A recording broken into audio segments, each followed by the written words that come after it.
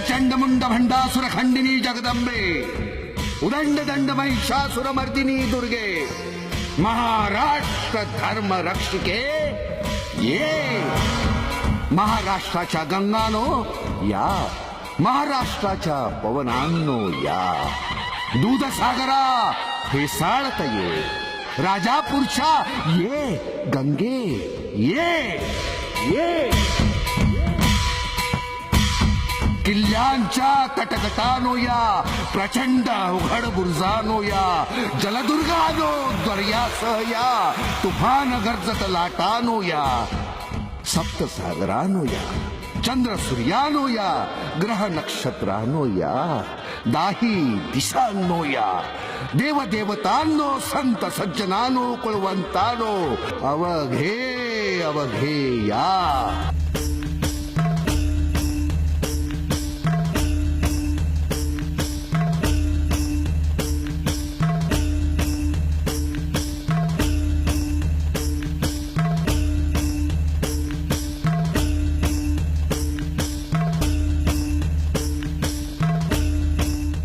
पर्यटकांना सर्व सामान बाहेर ठेवून केवळ मोबाईल फोन आणि कॅमेरा घेऊन सुरक्षा चाचणीनंतर आत सोडलं जाईल.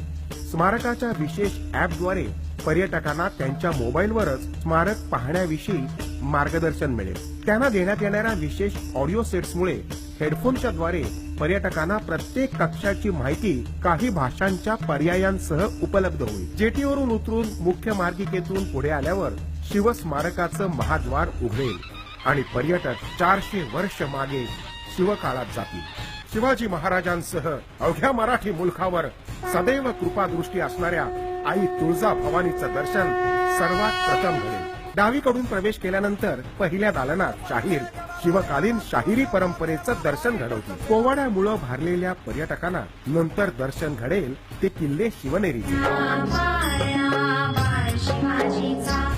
बाल शिवाजींनी रोहिडेश्वरावर घेतलेली शपथ आणि पर्यटक पोहोचतील शिवकालीन मंदिरात.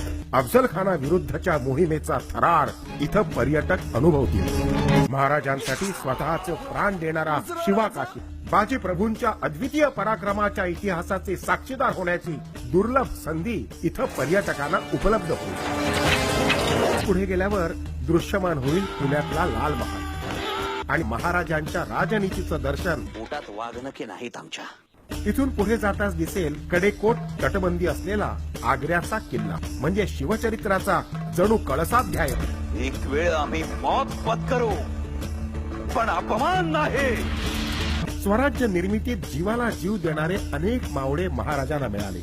आधी लगीन कोंडाण्याचा आणि मग आमच्या रायबाचा. पुढे येताच आपल्याला दिसेल किल्ले रायगड, स्वराज्याची राजधानी. आणि इथेच पर्यटकांना अनुभवता येईल भव्य दिव्य राज्याभिषेक सोहळा.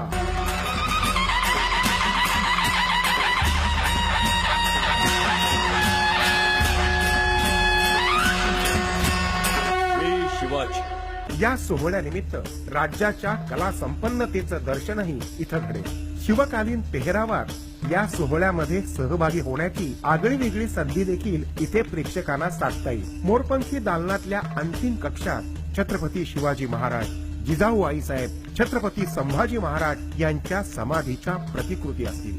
मध्यभागी प्राचीन पद्धतीचं अॅम्फी थिएटर असेल. इथूनच महाराजांच्या अश्वारूढ पुतळ्याचं अनोखं दर्शन घडेल. या स्मारकाच्या निर्मितीमागची दृष्टी, मेहनत आणि प्रक्रिया, थोडक्यात मेकिंगची माहिती प्रदर्शित केली जाईल.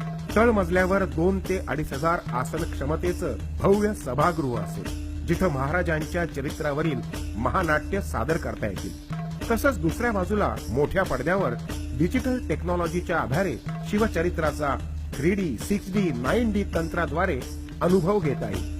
पहिल्या मजल्यावर आधुनिक ग्रंथालयात शिवाजी महाराजांवरची जगभरातली सर्व उपलब्ध पुस्तकं प्रत्यक्ष आणि ई बुक्सच्या माध्यमातून संग्रहित करता येतील. मोडीसारख्या अस्तंगत होत चाललेल्या लिपीविषयी माहिती, अभ्यास इथं आधुनिक तंत्रज्ञानाच्या माध्यमातून करता येईल. दुसऱ्या मजल्यावर संग्रहालय संकल्पित असून शिवकालीन शस्त्र, अस्त्र, वस्त्र, अलंकार, शिवकालीन कला, जनजीवन यांचं दर्शन घडवणाऱ्या वस्तू इथे प्रदर्शित केल्या जातील. सागरी वनस्पती, सागरी जीव तसंच समुद्राखालच्या विश्वाचं दर्शन इथं पर्यटकांना घडेल. खाली दोन्ही बाजूना महाराजांच्या आरमारी सामर्थ्याचं दर्शन घडेल. पर्यटकांना एक डिजिटल हँडबँड वापरणं बंधनकारक राहील. स्मार्ट एंट्री कार्डद्वारे विविध ठिकाणच्या त्यांच्या येण्या जाण्यावर नियंत्रण ठेवता येईल. पर्यटकांसाठी खानपान सेवा,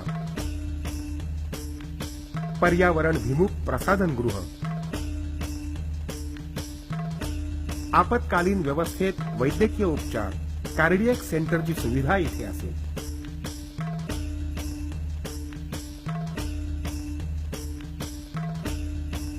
संपूर्ण स्मारकाच्या उभारणीत सौर ऊर्जेचा वापर तसंच रेन वॉटर हार्वेस्टिंग, पाण्याच्या शुद्धीकरणाचा प्रकल्प, कचरा व्यवस्थापन यांना प्राधान्य दिलं जाईल. या स्मारकाच्या रूपात जगातलं एक सर्वोत्तम ऐतिहासिक पर्यटन केंद्र उभं राहील असा आम्हाला विश्वास आहे.